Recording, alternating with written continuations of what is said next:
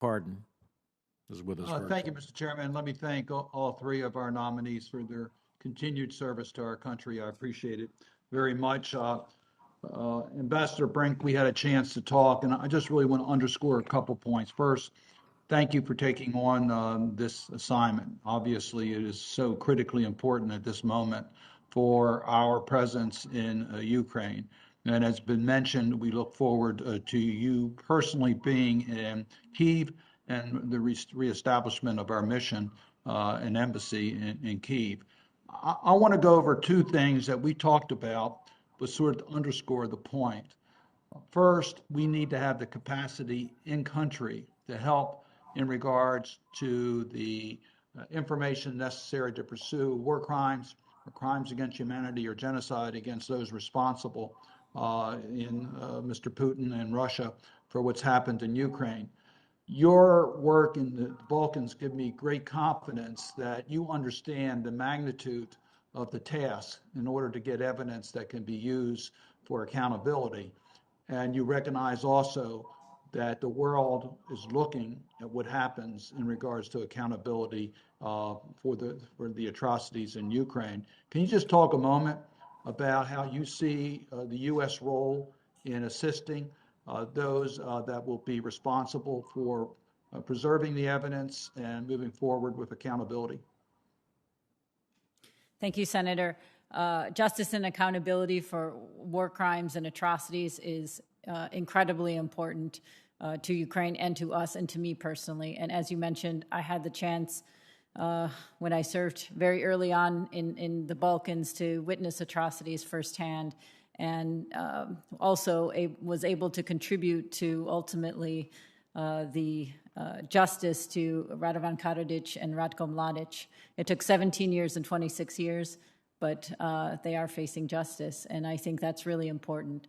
So the world has to know, and those who commit these atrocities has to know that we won't stop. We will be relentless in our pursuit. We are using every tool at our disposal to support the documentation of atrocities and to enable their use in prosecutions. So we're doing this in many different ways, but including through support of the Prosecutor General's Office, through support of the UN Council for Human Rights, and also through the OSCE Moscow mechanism.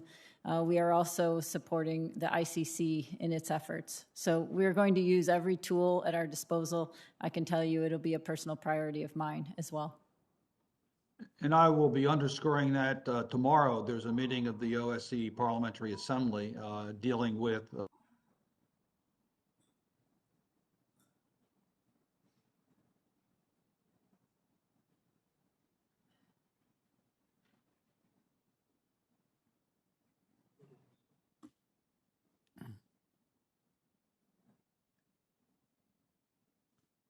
Senator Cardin, I don't know if you're still with us. We had a freeze for a moment.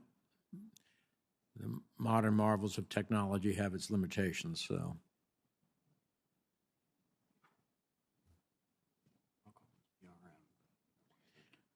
All right, we'll try to contact his office and see if he still has some time, and he may have one or two final questions. So in the interim, let me just go over a couple of final things.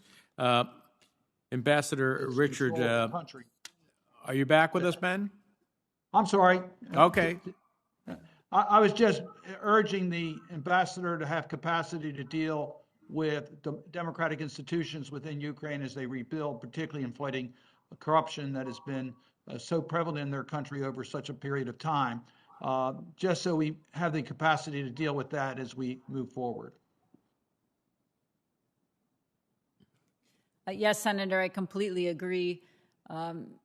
Ensuring that Ukraine is able to seize this opportunity to rebuild and reform and take an opportunity that has been passed by previously is incredibly important. If we are going to devote these resources and energy and U.S. taxpayer money, and thank you to the Congress for providing it, we need to make sure that it's done in a way that helps to realize the aspirations of the Ukrainian people and also the values we share of a independent, democratic, prosperous, sovereign Ukraine.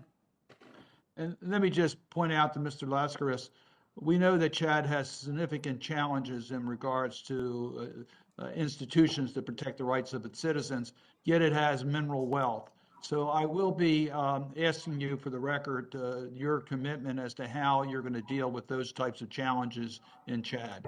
Thank you, Mr. Chairman.